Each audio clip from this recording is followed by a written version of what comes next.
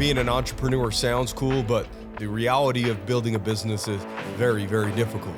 Every level that you hit, there's a lot of things that suck that you just won't want to do. What you're capable of is on the other side. I don't feel like it.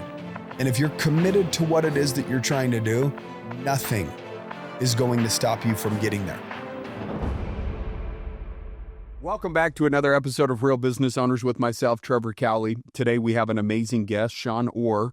Shawn, he is a listener of the podcast and reached out to me, shot me an email. And I'll tell you what, I get plenty of emails. Usually they're from PR companies, though. Sure. Like podcast companies that are getting people on podcasts. What was cool is that you reached out to me directly, which I was like looking at the email, waiting for looking at who CC'd on it or what, because all these, 9 times out of 10, I just ignore it. Right. You know, like it's just like, dude, I only do in person. So all these PR companies that are reaching out saying, hey, get so-and-so on your podcast, it's like most of them aren't going to travel, for sure. You know? So I used to respond and say, hey, they're in person. We'd love to have, oh no, sorry. You know? And so it's like, I'm just kind of done going back and forth with these people for them just to say, no, it's a waste of time. But when you reached out, you know, I was excited to hear your story. Originally, he's told me that he has 15 locations, and so I thought these were his locations. Come to find out, as he arrived today, he actually owns the franchise. So how many of these locations do you own? It's Tifa? Tifa, yeah. Tifa Chocolate and Gelato? That's right. Okay. Yeah. So we've got, I had 2 corporate locations that... Where at? In just outside of Malibu in Southern California, Agora Hills and Westlake Village, which is where I live. And I actually recently sold those about 18 months ago, just as the franchising really took off. You know, you're never going to, you got to be able to dedicate yourself fully. Yeah. You know what I mean? Yeah. Trying to be the store owner plus that's right. Focus on scaling a franchise. Sometimes you got to take things off your plate. And these people are putting their lives on the line, betting with you on this brand. So I felt like I owed my everything to them, you know? So when I sold my corporate locations, we just opened our 15th in Houston. And in the next 18 months, we'll have over 50 open across the U.S. So that's very impressive. Like, I mean, you've got to be, you know, starting to touch numbers that put your franchise on some sort of list, isn't it? Yeah. In terms of like fastest growing or, whatever it is. We're getting there. There's a lot of sharks that, manipulate things. Yeah, they scan these lists, and then when they see that uptick, start to come, you know what I mean, is when everyone starts approaching you, restaurant hedges, stuff like that. People want to buy you out. Everyone's got a real shiny story for you, how you're going to be all set and everything. And I'm to that point right now where it's almost a moral issue to me. You know what I mean? It's like I put so much of my life into this brand, you know what I mean? Just for somebody else to take it, from me or, something like that. So, I'm very morals, values based when it comes to business. And I kind of refuse to, you know what I mean? Hand over your baby. You know what I mean? Yeah, that's like the forbidden fruit they're offering you, Well, what I don't think that many people understand is a lot of people are looking for that moment and that opportunity that you're, avoiding, right? Or saying, no, thank you. Very true. And I just don't think enough people realize that, like, we all have to wake up with something, like a purpose, and it's like, if we sell the thing that has been our purpose, you said for 20 years now, since you opened your first store, it's just like, okay, let's say you wake up tomorrow and there's a bunch of money in your bank account, but now what? Right. It's like you could stare at your bank account and try to feel good about yourself, and it will feel good for a moment. Right. But there's only so many things that this ease and comfort of abundance has the ability to give you before you end up destroying the individual that you had to create and build in order to be successful. And it's really the process that's the most rewarding. And you're removing the process of being a builder, being a creator, being a business owner. And so I think that, a lot of people are waiting for that big win so that they could retire or start to travel the country and do and I shouldn't project, I guess, my perspective on it. But to me, there's some very low frequency things that I see people say that they would do if they had a bunch of money. Right. Like they're not talking about trying to give back. They're not talking about getting better, still improving themselves. Right. they're waiting for this huge abundance so that they can pull back, take it easy, and live a life that's a little bit less than, That's the whole, just working for an end goal. Yeah. Are you going to start a business? Are you going to start a process? Are you going to build a company just for an end goal? Or are you doing it because you want to enjoy that growth? Yeah. You know what I mean? You want to become something more. Yeah. You want to build something more. Is there a larger calling for you than just that end sale? You know what I mean? Like, who are you? Yeah. You really want this? You know what I mean? Is this a part of you? I think that's why people fail, though, is because they're looking for an end. And the end isn't near. When you're talking about business, right there, it's just there's the guy holding the sign. The end is near. Cool. The end of the world might be more near than success when you're in startup mode. That's the second coming might happen if you're a startup right now, prior to you finding an end. That's right. To the misery or the brutality that is business, and that's what it is, and that's why I talked about surrendering to that process. Most people are fighting a battle with a version of themselves that created the battle. And they're so results focused that they're looking at things outside of them to try to improve. In reality, if they change who they are, their perspective changes. And if their perspective changes, they see something different in their business. They see different opportunities. Jim Rohn said, always work harder on yourself than you do your job. Right. It's as an investment into yourself so that you can continue to live in more and more abundance on an annual basis. It's like the gym goer wanting to just go to lose 50 pounds. Right. They don't make it a lifestyle. Right. They're just trying to go till they hit this end to where they can get relief and reprieve, right? Human beings. I'll survive the suffering, but I booked a vacation in 3 months. So you can hang on to life for 3 more months because you have an end to your suffering or something to look forward to, which to me is a very less than life. Sure. Like if you haven't designed a day that you want to honor every single day, and a day that makes you better physically, makes you better mentally, makes you better financially, then you're, and if you don't submit to whatever that day looks like and just let it mold you, right, you're probably going to quit and give up before you ever see the result because you're doing it for the wrong reasons. Very much. So what I see a lot personally in people that have that end goal in mind, like, just give me that market cap, just give me that. Yeah. They become very reactionary in their business. They're just trying to get through a day. They're just trying to mandate things together just to get them to that certain point, as opposed to setting a solid foundation and processes, product, experience, and all these things, right, that can grow much more naturally, much more scale, more efficiently, right? Instead, they're just band-aiding things from day to day. Just give me that spot. Just give me that spot. But it's a part of who you are as business. As this becomes a part of you. You know what I mean? It's a part of your heart. You get yourself to it every day. It turns into a lifestyle. Yeah.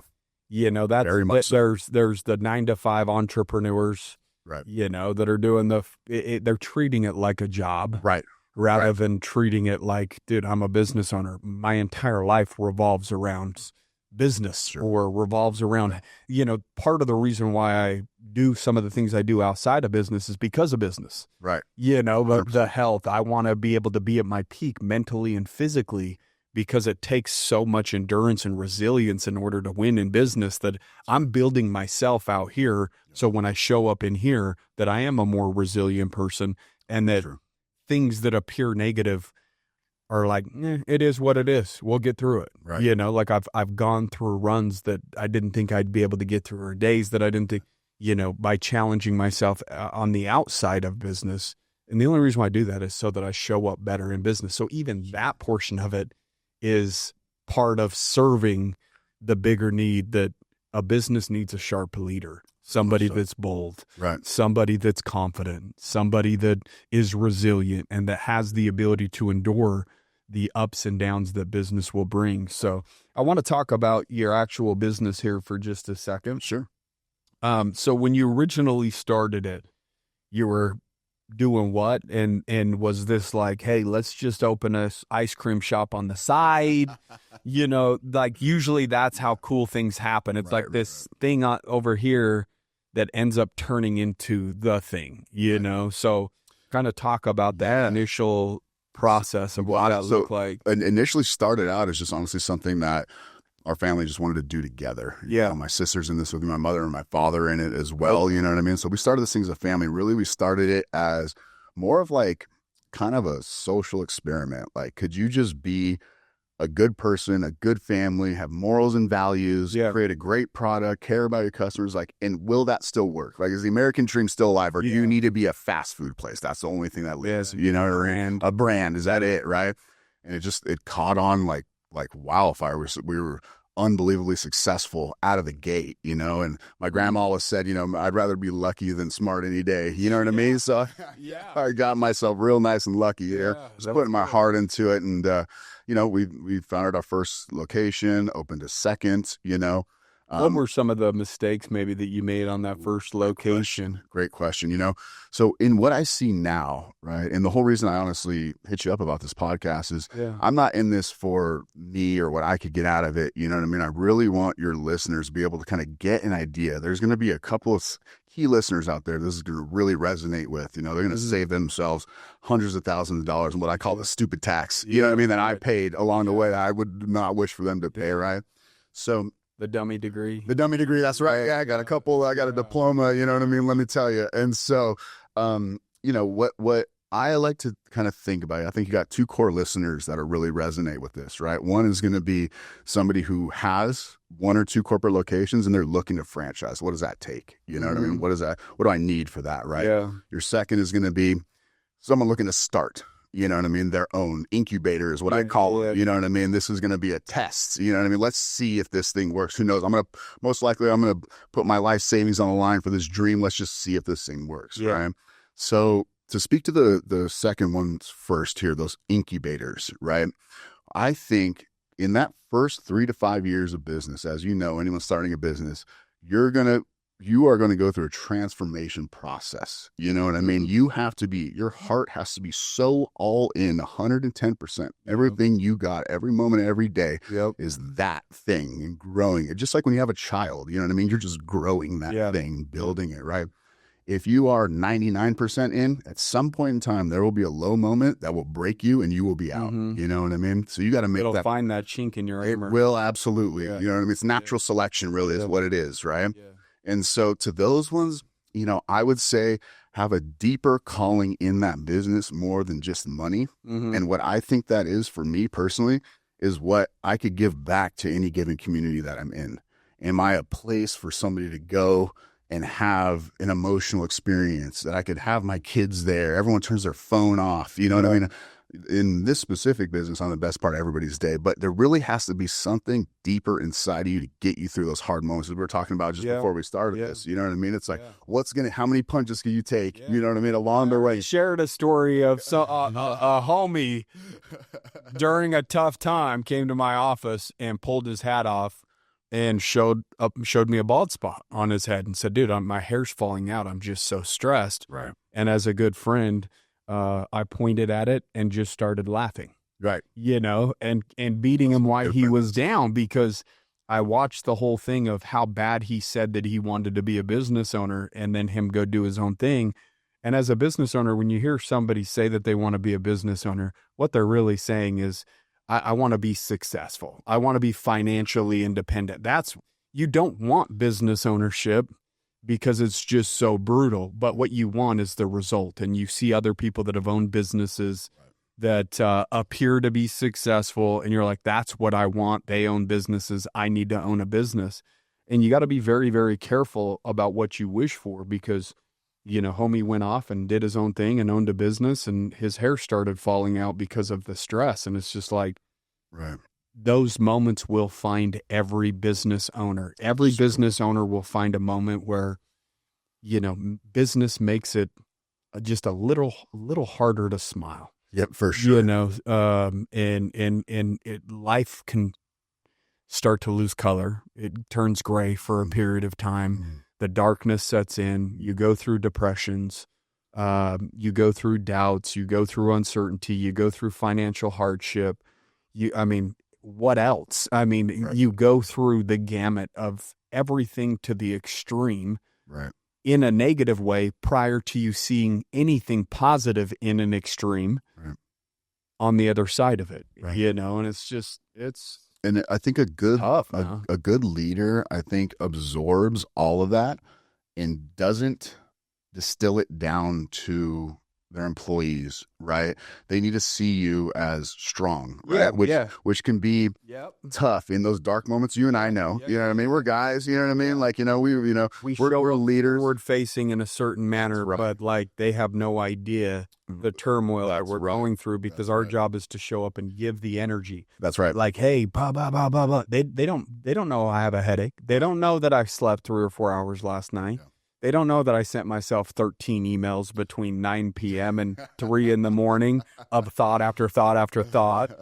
That's not their responsibility to understand. That's not the crown that they're trying to wear. That's right. You know, that's the crown that I chose to wear, and I have to accept the burdens that come with that. That's right. And not put those off onto other people, right? You know, or the people in proximity that actually make things easier for you. And if they don't make things easier, then you are a bad leader, or you've got terrible systems and processes. Right. Which technically falls back on not being a good leader. Very much so. Know? Very much so. And building something in a foundation of stability for your employees, right? A foundation of stability. When you get into the franchising space, you need to be that at even the next level, right? Because people are putting business owners. Well, yeah. I mean, I'm hand holding people through.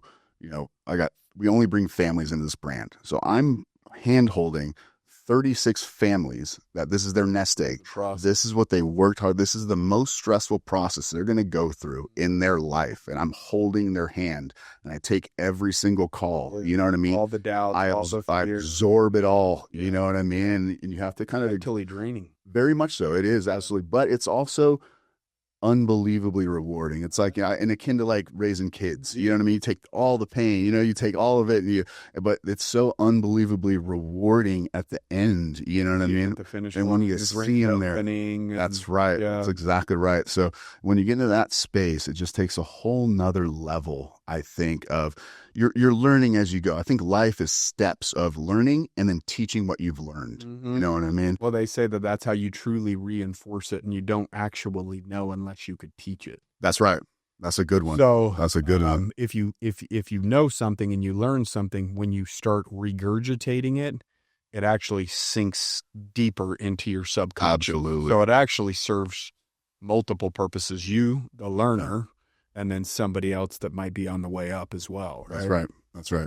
So to kind of speak on that second listener here, someone that's got something that's been incubated. Okay. Mm-hmm. Can this go to the next level? Yeah. Right. Can I take this thing national? Okay. So in the retail space, which is what I specialize in, luxury retail food. Yeah. Okay. Which is a niche, right? But as I grow more and more and understand more and more about the landscape of the U.S. as a whole. Yeah. Okay. Let's put it this way. So your brand, your value of your brand is how many retail, what's that? Is it repeat? How many repeat? No, it's how many, how much real estate you can be in for any length of time. Okay. What I mean by that is this. So let's say, I'm luxury dessert. Okay. So I need to be in high-end elevated lifestyle centers. Okay. And there's maybe like a bunch of strip malls that have nicer brands. That's right. That's exactly what I'm looking for. And I'm looking in the KPIs and population conversion I'm looking for is going to be, above average income household medians. You know what I mean? It's going to be where money's not an issue. Exactly. It's going to be because obviously gelato, this type of, you're selling a premium dessert. That's exactly right. So my brand, there's only 300 of those that exist in the U.S. Gelatos? No, of luxury lifestyle centers that I can go into. Oh, gotcha. Right? Gotcha. So when I look at the landscape as a whole from a 30,000 foot view, for this brand, 300 is about what I can get to. Okay. Now, if you can be in an external restaurant pad space, like your Chick-fil-A's, your In-N-Out burgers, your Raising Cane's, that's where these things get these incredible market caps with 5-10 locations. Because if you spread that out across the U.S., there's 5,000-6,000 grocery anchored centers that you could go into and be successful in, right? So when designing a brand, you really need to look backwards. You need to plan it backwards, okay, from what you can enter in the space in the US as a whole. Yeah. Think backwards from there, right? So you need to have realistic expectations. You need to really, really understand your customer base more than anything else in the world, right? Because when you go from one location to franchising, those first 4 or 5 you set is going to set the pace for your brand forever. Yeah. You misstep in one of those, you got one missed shot, your brand is going to stutter step for eternity. Once, right? if they close down. That's right. You got a closure, you got franchises that aren't happy, stuff like that, right? Profitable. By the time you're on the 6th, 7th, 8th calls. That's exactly right. How many, are you sharing the actual numbers of each store? Yeah. Or are you saying, hey, our lowest and here's our highest and here's our average? Or do you actually go, this is what these stores do? Absolutely. And it can vary, obviously, depending, right? Yep, absolutely, yeah. So it's very important to think backwards. What do you want in any business, really, honestly? How large can this get? Yeah. Right. And how do I think backwards from there? So instead of being reactionary and just going, I got one more. Oh, I got one new client. You know what I mean? Great. How do I get one more new client? You really need to have, as the leader of a brand, you need to have that 30,000 foot view in sight always and work backwards from there. Right.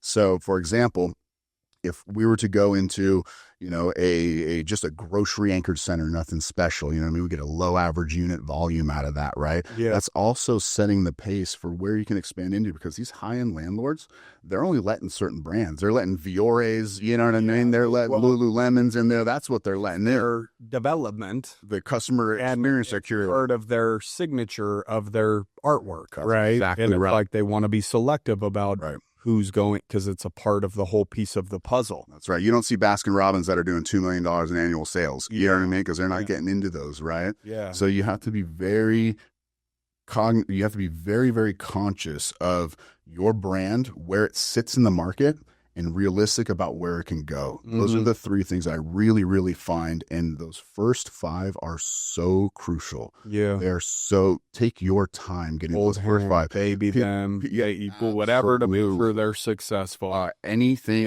you need to do, you're there for them. If you go 5 for 5, all the calls after that become a little bit easier as long as they've got the money. That's exactly right. That's exactly most people that are coming to you, are they using personal money? Are they pulling out of retirement?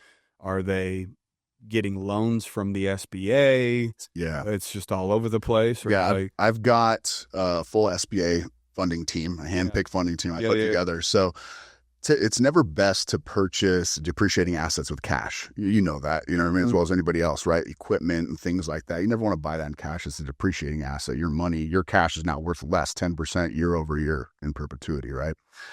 So I always require at minimum an equipment lease, okay, or an equipment funding program, okay, bare minimum. But 90% of my franchises, my families are going to utilize the SBA. So tell me what that looks like. I'm coming to you right now. Hey, I'm interested. Yeah. I had a little bit of money. I don't have a lot. I've got 50 grand saved up. Yeah. Is that enough in terms of like what you put down against an SBA loan? So the SBA they work off something called 20 or 30%? Yeah, the SBA works off an injection percentage. So they're typically going to ask for 20% of the total project costs that you have available in liquidity. Okay. So how much is a store roughly? Couple $100,000? So first location for us is right around $550,000. Okay. Now there's something called tenant improvement dollars. That's money that we're going to negotiate with the landlord. The landlord's going to give you to help build their location. You know what I mean? It depends on how big of a lease you sign. If it's a 5-year, if it's your tenant improvement or your TI allowance is what they call it. Man, you're good at this. How do you know so much about everything, man? I've been around 15 years, dude. You kind of learn the whole office that you're in right now was just a concrete slab when we walked through it. 10 years ago. Right. So when we signed the lease, we've got like $230,000 or something like that. Yeah. For the TI allowance or tenant improvement. In other words, we designed it, we build it out, and then obviously anything above that, that's out of pocket. That's right. So yeah, we got 230,000 in tenant improvement, but we decided to put glass in some, in some areas and make it a little bit nicer. Yep. So we went over the budget by 30 to 40 G's. Right. And we come out of pocket anything above that, which is that's exactly right. PI allowance, right? That's exactly right. Yep. So about 20% of your total project cost is what the SBA is going to ask for, right? So on 550, you're talking 110. Yeah, and then you're going to want to have some overhead operating capital, somewhere around 150 grand liquid available. Okay.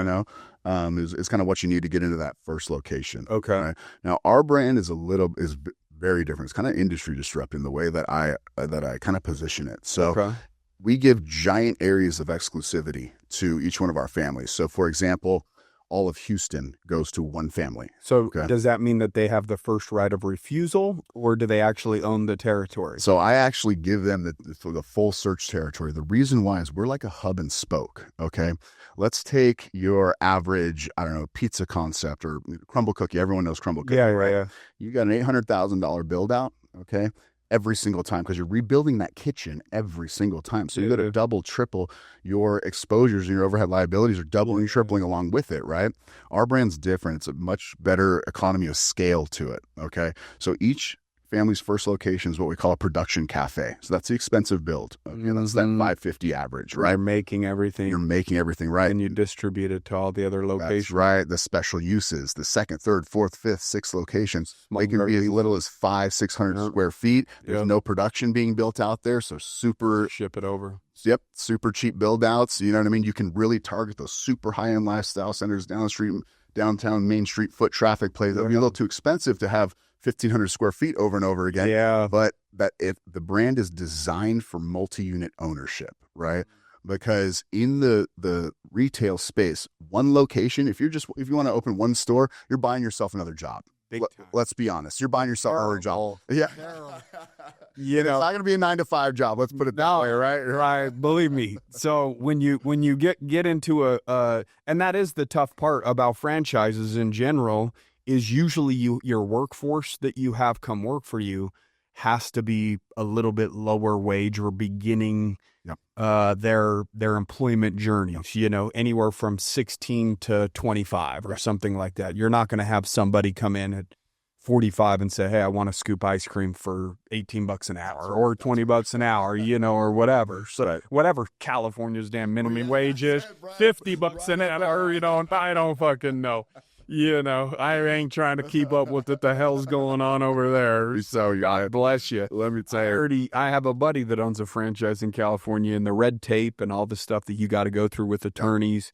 Then not only that, it's each state is state specific. So then you got to have your attorneys go into the other states and make sure that all of the agreements and everything I mean, it's definitely a process. It can get expensive with attorneys and all of that. Like when you're talking about franchising, one, you have to be doing pretty well for yourself to have that extra nut to start even thinking about investing into franchising. That's right. And again, you're going to have to be bold and take a risk, spend a bunch of money without any guarantees, going through doubt and uncertainty. Are we doing it the right? We could just keep opening our own stores, but like all of those things will go through your mind. But when you're talking about like a gelato ice cream dessert shop, one of the biggest headaches will be your labor or workforce. And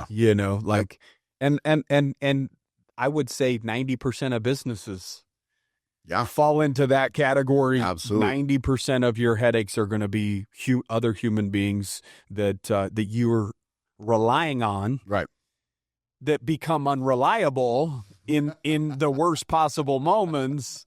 And it's Friday at 5 and they're supposed to be there at 6 and there's a no-show and now you're going in, And so it's like they say, if you're going to franchise, you want to own at least 5 franchises. Absolutely. That's kind of the golden number. Right. I've talked to another guy. He says, hey, mine's 10, because I have 5 that will make money, couple that'll break even, and 3 that might lose money. But the 5 that make money make up what the loss is, and we still generate returns. And he says every single month it could be different stores. So it's not like you're like, okay, shut these. Now there might be 2 or something, Well, there's going to be an average of where there's one that's low performing, and at that, you got to make some decisions at that point. But it is the law of averages. That's how you win, right? It's actually safer to be a multi-unit owner in every single way. It feels like you're more exposed, like it's not safer. Right, But in right. reality, you're spreading your risk. Yep. That's really what it comes down to. Absolutely. You're all eggs in one basket. That basket falls. That's right. There goes all your eggs. It's why we're so diligent and careful about who you let into the brand. Yeah. Really, truly. We're not just like, oh, you've got the money for this, sure, come on in. Yeah. You know what I mean? There's a long vetting process we go through. Make sure morals and values are aligned. Make sure expectations are set properly. I think that's a big part of franchising and franchisees. If you polled 100 franchisees, 80 of them would say, isn't what I was told. Be right. That's a sister. I was going to get support. They don't ever reach out, and they don't support. They don't this, but I still get a support ticket. I hear back in 72 hours sometimes, stuff like that, right? And 6% here, 7% here, plus 3% in marketing, plus and I don't, and I've seen people that had a franchise rebrand. Yes. And then it's on the franchisee to rebrand that thing. You know what I mean? Or spend the capital, spend their money to do it. Because they're not necessarily getting the support. It's like X and XX Cafe is now AA Cafe, or whatever. Yep.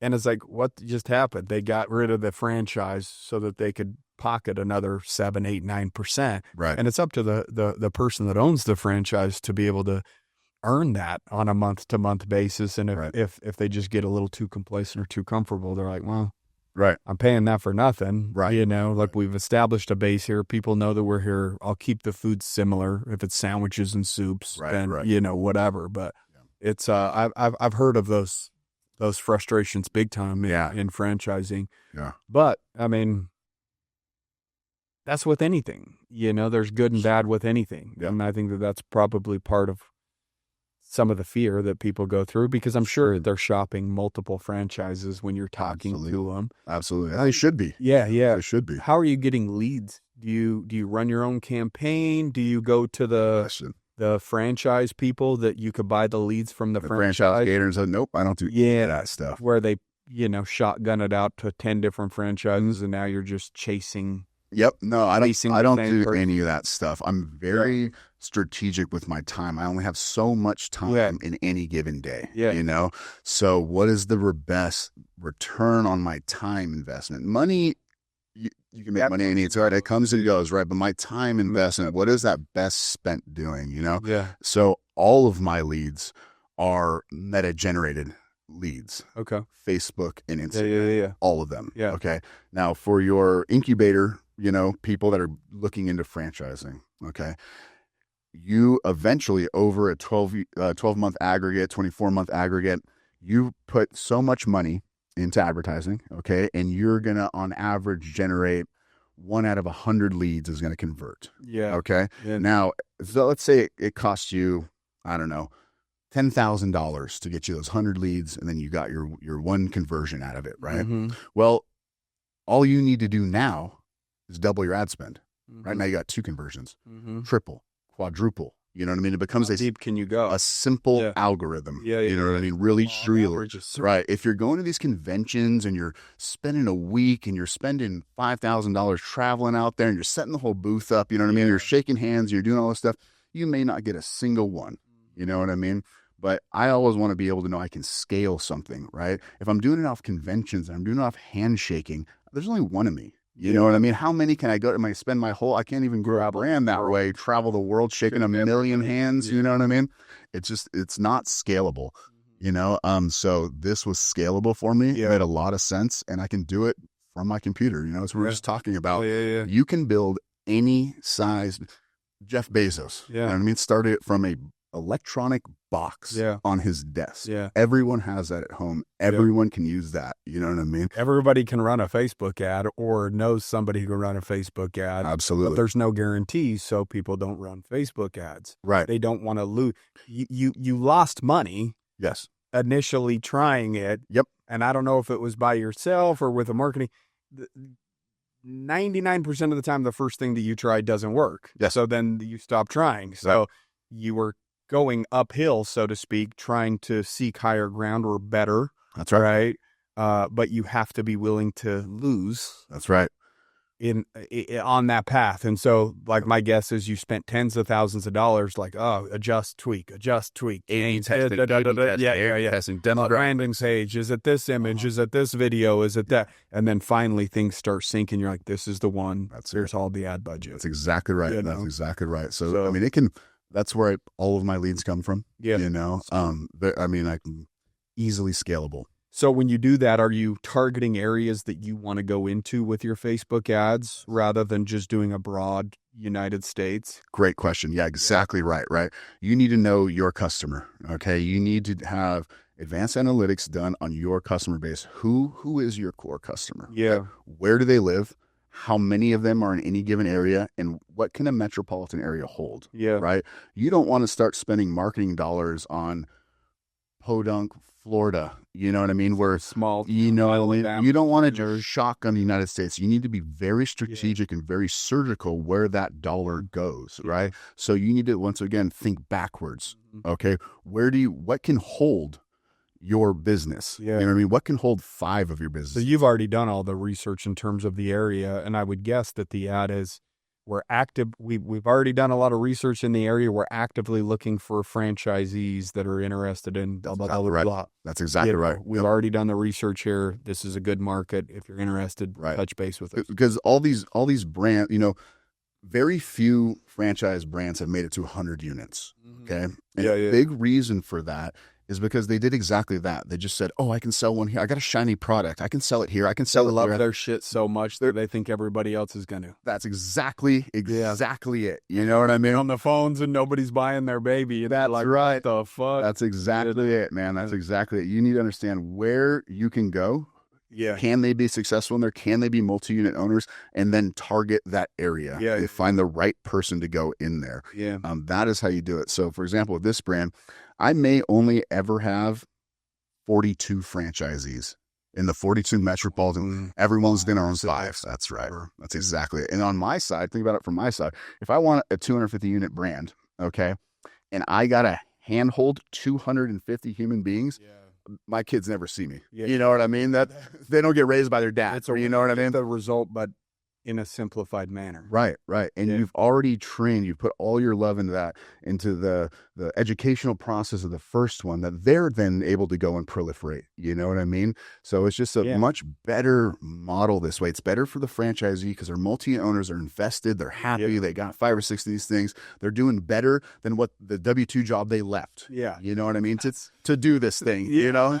That's the important thing. They leave $10,000 a month, go into a franchise and they're told, hey, it's 10, 15, 20, and then they're seeing 3, 4, that's 5, and they're like, that's right. And I'm here all the time, right? You know, now I'm getting paid $5 an hour. That's right. By the time I do this, and even in situations like that, I know that there are smaller franchises that it's pretty typical where it spits out $3,000 to $5,000 a month, but then they do open up 5, and now it's $15,000 to $25,000 a month, and they take 10 of that or whatever, hire a regional manager that manages it all, and they still make their 10, 15 grand a month. Which is fine if that initial investment is low enough. You know what I mean? To be, if you got 20, 30 grand to throw in, you know what I mean? You got that's like $150,000 type franchise. That's like right. Where franchise fees, 25 grand, whatever, build outs 100, 150. Yep. Super basic. Yep. Most franchises, you're not going to get down into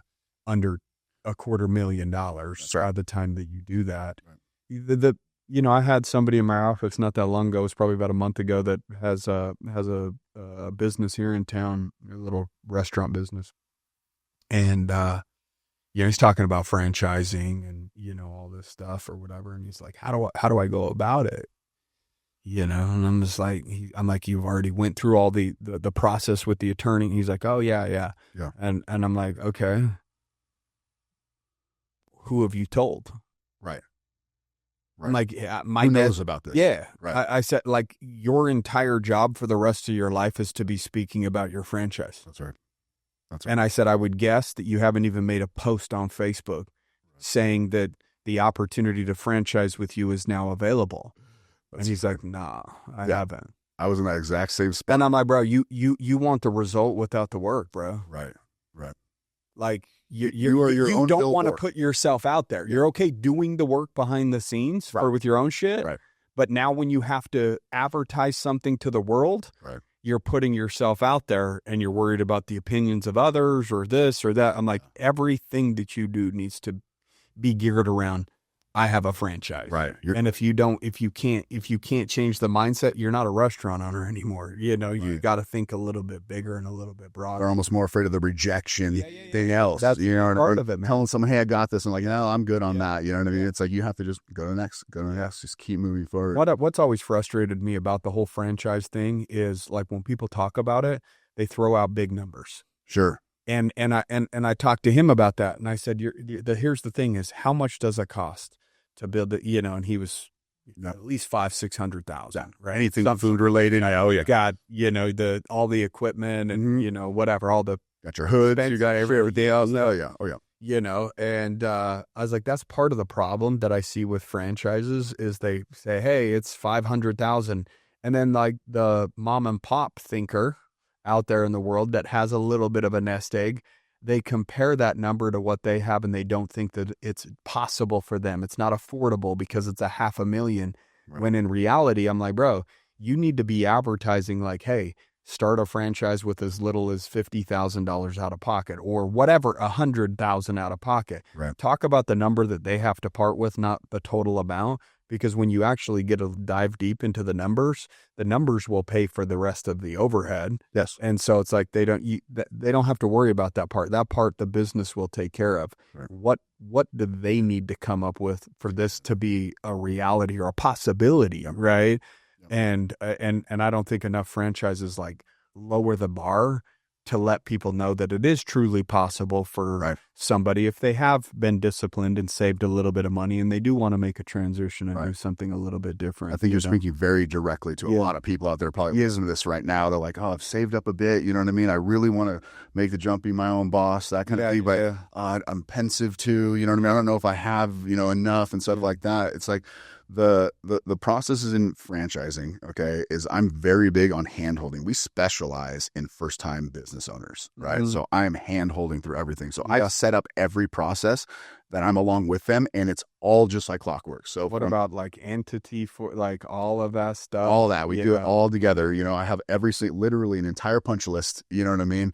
On my workflow, it goes right through everything. That was the other thing that I've heard complaints with franchisees. They just cast you out. Like you are a franchisee, but you know nothing about business. Good luck. Right. Send me your check. Thanks, buddy. What type of entity? What is it? How do I write things off? Or who should I be working with? Like, what about bookkeeping? What about, managing and learning to lead and creating the schedule and doing the invoicing and doing the orders to make sure that we have the product that there's all these things that are behind the scene that people, they don't fully understand. And I think a lot of franchisors, that is typical in the franchisor space, is everything is weighted just towards the franchisor. The franchisor, it's expensive and it's costly to have hand holding, you know what I mean, through the entire process, right? So franchisors want nothing more than you just cut them a check and then good luck, buddy. You know what I mean? Gas station, we had another inquiry. How much do they have? They got 15. Take it. We'll sell them in right now. $10,000 off of the franchise price. We'll take 15. Yep. Put them in the gas station. That's exactly right. Right around the trailer park. It'll do good. I curated this. So, for so long I cared about just my customers, curating their experience, and make sure every single person that came through those doors had a personal experience, right? Yeah. Now I just do that with my franchisor entity. I'm still of service, you know what I mean? Which is what no other franchise really does. I'm still of service to my franchisees, I need to make sure that they feel protected, that they feel held, because they are paying a royalty. There should be representation for what they're paying, So I'm very just kind of customer service inside of me. It sounds like you're building a franchise family. That's exactly what you know what I mean? Yeah, very much so. No, they're not direct relatives, but it's like we're bringing you into because we started this as a family. Yeah. And we want to grow it as a family with other families. That's right. And so it's going to turn into its own franchise family. That's right. With those 40, 50 people that end up, owning it. So I think that's how you create a legacy brand. as well. Your average franchise brand has about a product-based franchise brand has about a 10-year shelf life. Okay. Before they sell as much as they can on the top of this crest. They'll usually sell it to some hedge fund or something like that, some predatory hedge fund. It's usually around the time when their attrition rate starting to flatten. Exactly. So their attrition rate, their closure of locations, they can't outsell that. Right. Yeah. So they start to crest. That new money. That first initial shiny, starts slowing down. Yeah, exactly. Right around that time, that's usually around year 4 to 5. Okay, as they're starting to close more than they open, they're seeing this attrition rate take over. Okay, they're going to sell it out to a predatory hedge, and that hedge is just going to squeeze. Because what's that hedge fund going to do? Put $20 million into a brand to see if they can turn that around? Absolutely not. So they're just going to squeeze them for everything they can, and then that thing just crashes and burns at about a 10-year shelf life. Right? We're trying to make the exact opposite of that. Yeah. We're trying to make something that I can give this to my kids. My families can give that to their kids. I mean, that's what generational wealth really is. Like, what, you're gonna die and leave your kids, a couple of bucks in your 401k, in a half paid off house. Like, that's not generational wealth, man. Most people leave people generational debt. Yeah, it's like the generational wealth is nobody's going to be wealthy because we're all getting into debt and we're going to pass the buck to the next generation. Hopefully somebody takes a risk and pays it all off for everybody. But if you hand your kids something they can grow a little bit more, and they can then nurture, for the next 50 years, that's what generational wealth really looks like. That's really what I'm trying to build here. Very much so. It means a lot to me. What if somebody wanted a franchise, what's a rough estimate you think that it takes for them to go through the process? Attorneys, is it $100,000? Is it $250,000? Is it $50,000? Is it, You mean on top of the build out cost, you mean? Or? No, I'm just saying, just straight up, like somebody has a brand out there that they're thinking about franchising. Oh, got it. Got it. Yeah, got it. Incubator stage. Yeah. That they're trying to take it maybe to the next step. That's right. What type of money does that take? Is it bigger than what people expect? Is it lesser? Is it? No, the monetary side of it actually isn't that prohibitive. You can get an FDD filed, and audited, through the state or whatever, and get licensed, and all that good stuff for $25,000. 20 to 25 grand to get you a good FDD, get you licensed in 35, 40 states. You know what I mean? You're good to go there. What states do you not want to do business in? Because there are some states that are not as friendly. Well, so you're California. Well, California is the most unfriendly. All right, let's put it that way, right? I was going to say, you're already doing business in one of them. Yeah. So for us, it's, California and New York. That's right. Usually aren't the most, business friendly. Yeah, they are pretty. For people outside of the state trying to come in and do business. Yeah. They're hard on the outside states. Yep. So if you get licensed through most major retail franchise brands come from the coasts. Okay. Typically they prove themselves in the coast, the hardest place, the most expensive place to do business. Mm-hmm. You can still be successful in LA. You still be successful in New York. The rest of the U.S. is your oyster. You know what I mean? You'd be able to make anywhere, $20, $25 an hour for a scoop. You come to St. George, Utah, you can pay $15. If your model works, they're paying $150,000 a year in rent, 1,500 square feet, have it the rest of the U.S., The way it works is actually reciprocity when it comes to the FDD, okay, or your ability to be able to sell in a state, right? Like, for example, being just licensed in California, I have free run of 32 other states. So the 32 other states, FTD or the FD, the franchise disclosure document. That's what you file with FDD. Yep. Yeah, that's what you file with the state. They audit you, you know what I mean? All this stuff, and you jump through a couple of people. And then they send it back and say, hey, change this, change that. Yep. You kind of go through your rough drafts on the. Exactly. But it's so prohibitive, the process is so stringent in the coasts typically that the rest of the U.S. becomes easy. Go ahead. They just let you do it. They're like, oh, you have one from California? Go for it, So I've already jumped through that red tape. Yeah, that's right. We don't have as much of that tape. So, you could just have, you got a business card, you go put it, here's our safe. Exactly right. Take whatever real estate you want. Bring your dollars here. Yeah, that's right. $25,000 to get you in there. You know what I mean? And get you, licensed in 32 to 35 other states. How long did it take you to get your first franchise after that? Because I know with one of my buddies, It took about a year or so before he locked that first one in. And obviously there's a lot of stress in that year of like, I'm having these conversations, we're having these talks, but it's like getting that first person with no proof in the pudding of an actual franchise being successful. You know, overcoming that's tough. So your first 3 to 5 sales are going to be organic. Okay. You are looking for somebody that visited this store. Exactly right. Yeah. They visited the store. You know, you're looking for kind of more of an emotional, like more of a dreamer, right? More than just like a super savvy cutthroat business person. Yeah, exactly. I love this. You know, it is awesome. You know, I would like to do this also, right? Yeah. So your first 3 to 5 are going to come organically. After that, after those first 3, that's why I'm saying those first 3 to 5 are so important. You know what I mean? To just handhold and do right. Open it like it's your own corporate store. Yeah. Rush to take care of the first 5. Exactly right. Yeah. Exactly what I did. Because I also knew that I didn't know what I didn't know. Right. Putting stress on a system that is unproven, you know what I mean, is just going to make a mess, right? So you were talking and you were like, man, you've been doing this for 20, you found this 20 years ago. Like, what took you so long to franchise? You know what I mean? That's because I really wanted to move very, very slowly, you know what I mean, in this, like crawl, walk, run, you know what I mean? Don't just say I got something shiny and sexy to sell it through, because it's all just going to be a ticking time bomb at some point at that. Make sure your business can survive a decade before that's right. You tell other people to start putting their money into it, sign a 10-year lease. You know what I mean, right? Make sure you got through yourself first, right? You're like, hey, I signed a 10-year lease. I think we're good. You know? So typically it'll look like, you know, your first, you know, like I said, 3 to 5 sales going to be all organic. Typically going to be regionally around you. You're going to kind of saturate the area around you, kind of hopscotch the brand recognition around before you jump states. Before you jump states, right? Exactly right. And then once you got 3 to 5, now you got a little business model. You got a replicable model. You got happy, healthy franchisees, and they're going to speak your praises also, because every single one of those external franchisees that comes on those non-organic leads, they just clicked on a Facebook ad at midnight on a Saturday. You know what I mean? So what's this thing all about, right? They got that wild feather. Exactly. Oh man, they got to come on BS. Saturday and fight with their boss, and they, man, fuck this guy. I'm going to work. You hate work? Start a business. Great idea. You're going to hate your fucking life for like 3 to 5 years.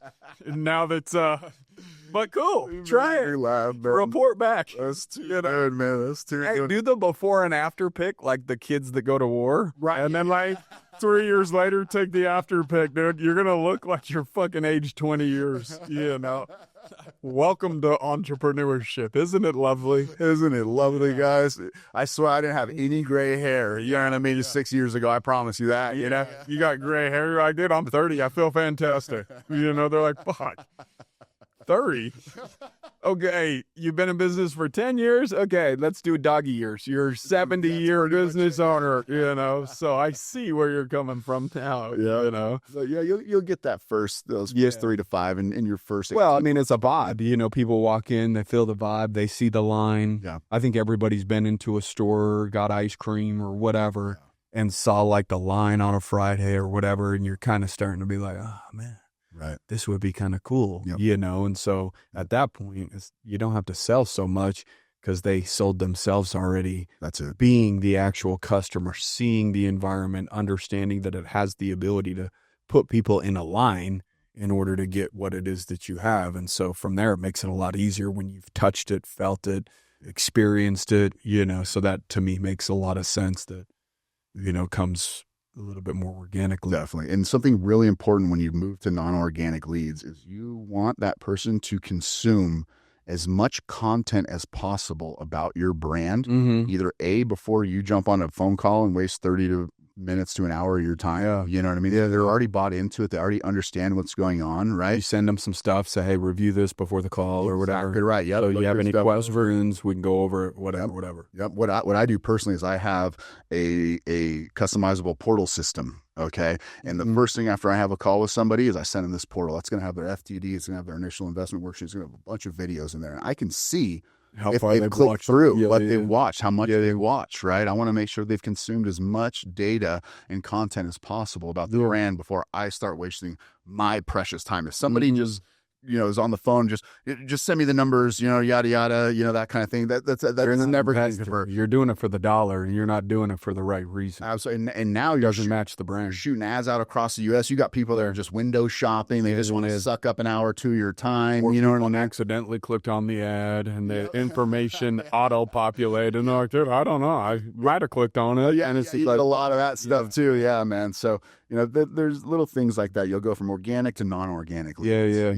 And you'll really start to get a good feel in that first 15 minutes of that call. You know what I mean? If somebody's going to be a real serious possibility or not. Oh, yeah. You know what I mean? Yeah, based upon the questions. Yeah. Exactly right. And then you got to know who your franchisee is as well. Personally, for us, I mean, we're typically dual income family. One of the two wants to step away, right? So they're going to have the credit, they're going to have the liquidity available, they're going to be able to, get approved from the SBA. They're also going to be able to, because you got to have the financials to now go into the high-end lifestyle centers. These guys, we're going in next to Viores, you know what I mean? We're going in next to institutionally credited, Lazy Dog cafes, stuff like that. The anchor brands that everybody that builds that wants those people exactly right. to anchor that development. So once they get 2 or 3 anchor names to go agree to a lease in that development, from there it's like, yep, everybody wants to be a part of next to X business, right? Because it's an anchor brand.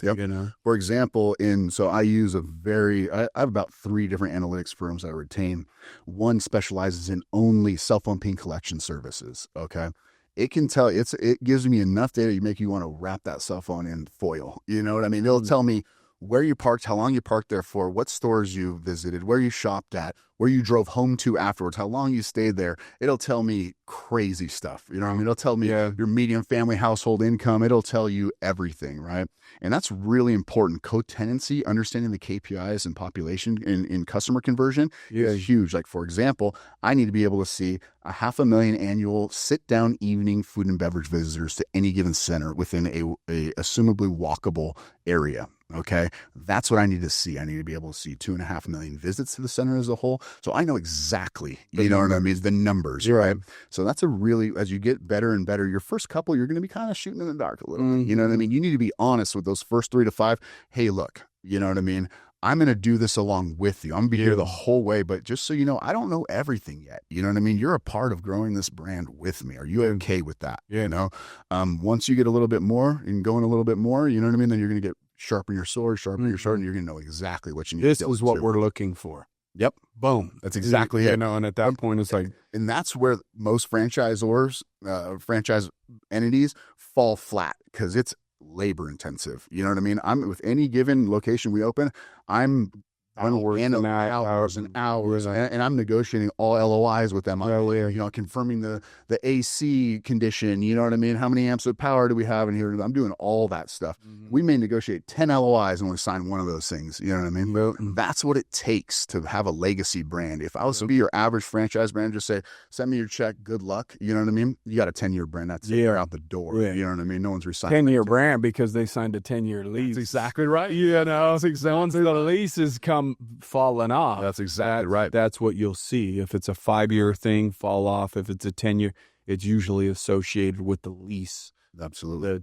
That was signed. Yeah.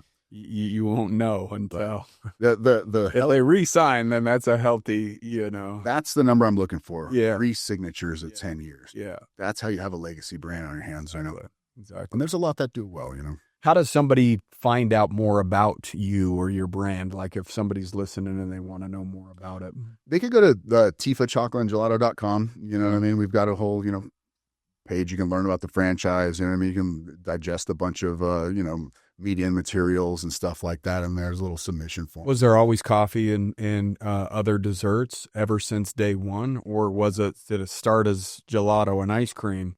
And then you slowly have added things to the menu. Usually you'll want to figure out how to, in that incubator period, you're figuring out what you are, who your customer is, how to do this thing, right? So when going into this, I loved frozen dessert. Okay, the margins are incredible. My sister is amazing. She's a cordon bleu trained French patisserie chef. She studied, all over to become a gelato master. She's amazing, right? But on a business side, so what we do is very, very awesome and unique. But on the business side, we're freezing milk and sugar together. Okay, our food cost is nothing. You know what I mean? Like really, truly, right? Yeah. I mean, our margins are incredible. But with that being said, when studying the frozen dessert space before opening this and designing this brand, there's a 60 to 70% wax and wane in customership from seasonality, right?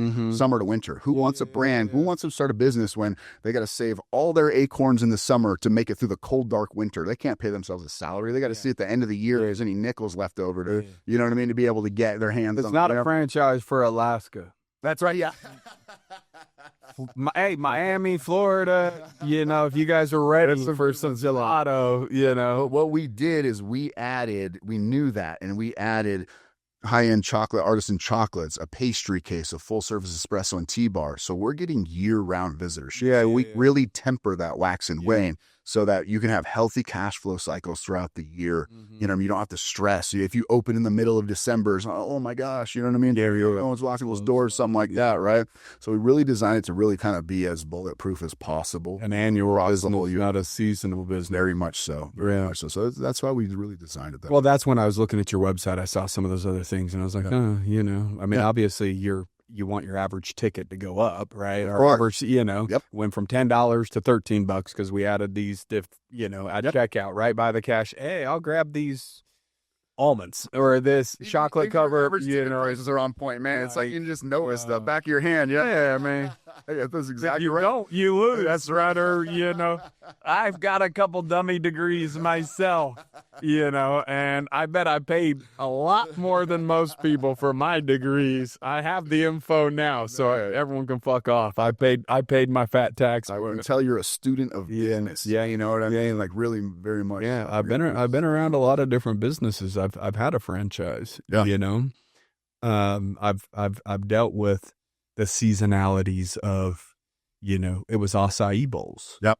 You know, it's cold for a while. Yeah. You know, so it's like frozen stuff. I mean, you know, November, December, January gets kind of, and then springtime, everybody's, you know, cozied up for the winter time, and they can't wait when the sun comes out. So then obviously in the spring, it's a massive hit. But, you know, I had a guy that's in my mastermind group. Just last month, I was on a call with him, and he has HVAC business, you know, heating and AC. And he's like, man, it's just really slow right now. I'm worried about my cash flow. Yeah. You know, so I go to ChatGPT and I look up his exact area and just say, give me the seasonality in terms of his busy season and his slow seasons for this location and this type of industry. Right. And it said where he's located, November, December, and January are just typically slow months for the industry. The usage of the. So he's over there stressing out. But if you have the data, and being like, dude, by the time it hits March, bro, you're. So if you can hold on for 5 more weeks, the phone's going to start to ring. It's just, it's the data. You're uncertain and you're doubting because you don't have information. Right. You know, and so you're just looking, should I, shouldn't I? And it's like, there's information out there. There's data that's available that you could utilize to bring a level of peace when you're going through that type of a turmoil, you know. So once you see those annuals, you see a full annual cycle, you see 2 annual cycles, now you can really start to, you know what I mean, feel more. I mean, even all the restaurants around here, when it's the Huntsman World Senior Games or the Parade of Homes, where when they go around, the big construction guys are showing off their houses. The softball President's Day weekend, you know, like I know a gal that runs a restaurant here in town, and she's like, yeah, you know, it's been slow, but we're gearing up because spring break's about to happen for the next 12 weeks. And all these different areas and regions, they all come to St. George because it's warmer. So they all have those pieces of information or data on here's where we take off, you know. Which is why it's so brings up a great point. A lot of like dreamers, I call them creatives, dreamers, and stuff. They may come up with the most beautiful. I'm working with a brand right now. I do some consulting on this. I'm very picky about my consulting clients. So, but me too. Because I want that thing to go big. If I'm putting my time into it, you know what I mean? I'm not just going to do it for a consulting thing. That thing needs to really go somewhere, have the legs for it. But a dreamer, a creative, amazing concept. You know what I mean? Well, what's your food cost? I don't know. I'm just signing the checks. It's like, it's just COD. You know, it just comes in, I just pay for it. You know what I mean? Okay, well, what's our labor percentage? You know, what's our rent to sales ratio? You know what I mean? I don't know. It's so important it's the hardest thing too for those creatives to be able to understand the finite details, because it gives you, in those hard times, it gives you the solace, you know what I mean? Knowing that the model is true. Yeah. You know? Well, I mean, you see, whatever, it's Costa Vida or whatever. Yep. Certain people's scoops are bigger than others. And like, it has to be so repetitive and done the same way every single time. Right. That way, in your case, that you know how many bowls of ice cream can go out per this container. Yep. This container's revenue is worth X. But if you have people just, right, an extra scoop here or a half an extra scoop here, turns into 10 different bowls that you couldn't serve at the end of it. Oh, absolutely. Which then kills your margins. And so it's like you say, hey, this dreamer, this creative. The hard thing about a dreamer and a creative is to get down into the weeds. Yes. They want to live up in the clouds. They want to dream and they want to create and they want to do all those things. But they have a very difficult time doing the mundane, right, the unsexy, the uncool. Yeah. And it's that those pieces that are really what makes a business and separates somebody that's a true entrepreneur from a creator and a dreamer. Right. Are you willing to do these things that kind of dwindle your creative magic a little bit because it's so mundane and not fun, but it's just like, well, why am I even doing this? Right. And that's why people avoid it. And that's why people don't have systems and processes. And that's why those that succeeds, and those that don't, is it literally comes down. Are you willing to do the shit that sucks, that actually truly matters, to make sure that you have margins every month, measuring things out, which is going to get you from 1 to 100 locations. Exactly. That's the thing that's going to get you there, And you have to do that for your franchisees, to make sure that they're doing it right, so that there's, margins to be had. So. Very much so. Very much so. Man, what a pleasure. Thanks for coming in and chopping it up. Sorry it took me so long to get out here, man, but it's been ducking and dodging me. Oh, I've got he's big time at me. Yeah, I got another franchise to open, Trevor. Sorry, bro. I felt like I was standing you up for a hinge date or something, you know what I mean? I'm like, oh yeah, I hit you up and then I duck out on you now. Yeah, well, luckily I'm not a scorn little bit. So I still accept you with open arms whenever you can make it. It's been fun. Thank you for coming out. I hope the listeners learned something. I hope there's some valuable information. That's really what I wanted to come on here. Yeah, I think you did an incredible job, and I think you accomplished that goal. So, guys, make sure that you check out Shawn and what he's doing with his franchise if you're interested in franchising. Other than that, make sure you're rating and reviewing the show. Keep kicking ass, guys. We'll see you next week.